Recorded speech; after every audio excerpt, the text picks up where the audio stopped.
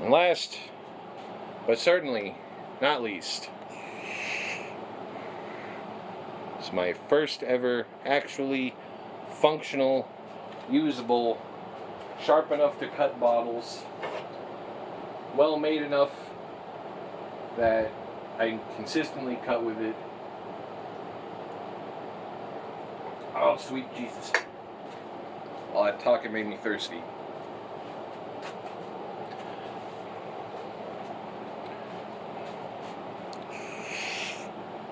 Where was I? Sharp enough for bottles, constructed well enough that the blade doesn't rotate in the hilt, and the only one I have left so far, Longsword, the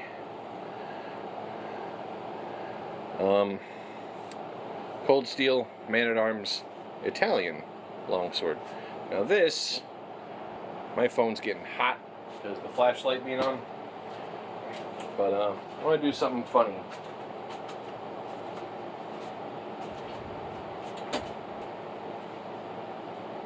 This has a lot in common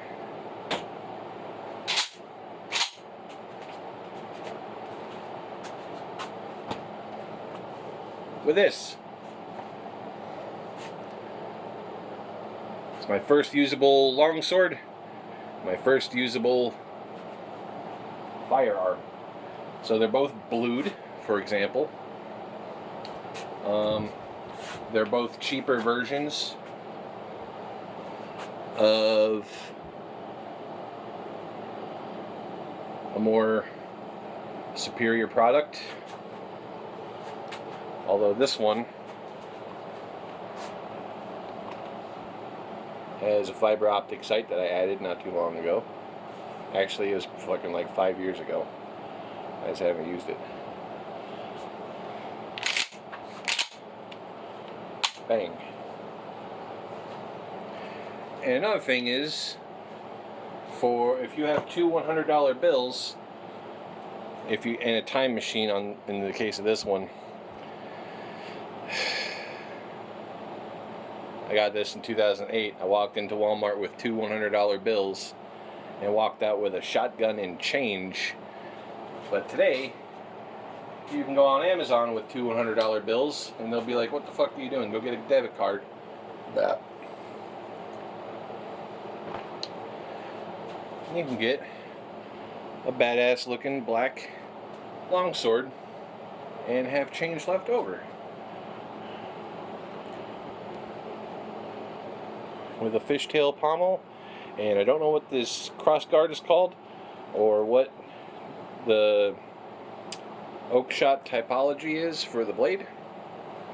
It's definitely not an 18C because it's way too narrow for that.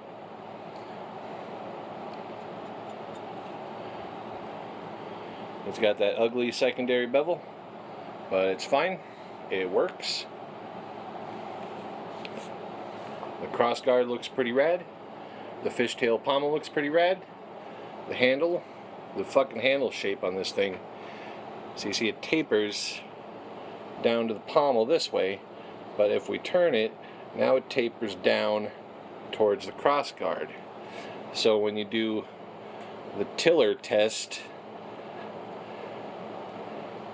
that bitch ain't going nowhere. It like locks into your hand. That tip is absolutely fucking ferocious.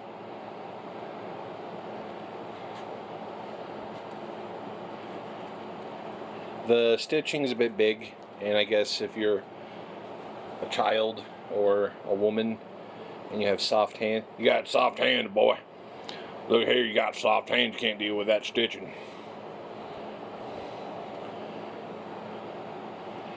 And even though the secondary bevel is kind of ugly, fuck it. You can sharpen it with an AccuSharp.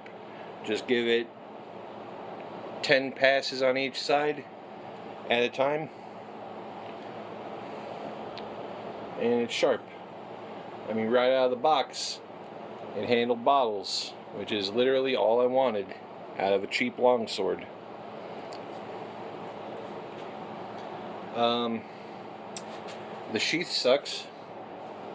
So, problem number one, first and foremost, the throat on the edges where the cutting edge could possibly, if you pull it out the wrong way, it goes shing because it's touching that on either side there, or now the top and bottom there. So that sucks. Also, it's floppy, and if you get a little overzealous with showing how floppy it is, it gets a wrinkle. The stitching is whatever. It is functional, it works. The shape is cool. The throat, besides the problem, is fine. The look of it is okay, but the floppiness... Oh, I bent it again. Well, the same spot, so it doesn't matter. Floppy. But who the hell buys a sword and then pisses and moans about the sheath? Well, I guess I did. But that is the least of my worries. 9.5 out of 10. It works. Literally the only reason I wouldn't want... Well, there's a couple of reasons. One, I don't want it to go into evidence in case you skip the rest of the reviews. This is why I wouldn't want to use it in case a crackhead jumped over my fence with a broken beer bottle or a gas station knife or a sex toy with nails driven through it, or whatever weapon a crackhead might have, and then use this for self-defense against them.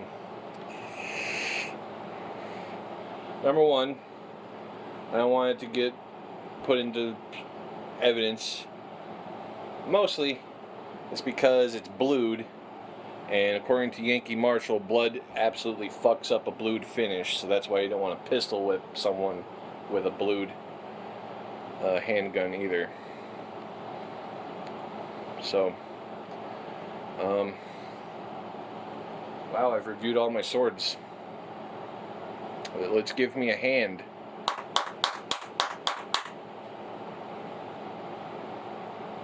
Thank you, thank you. You're too kind.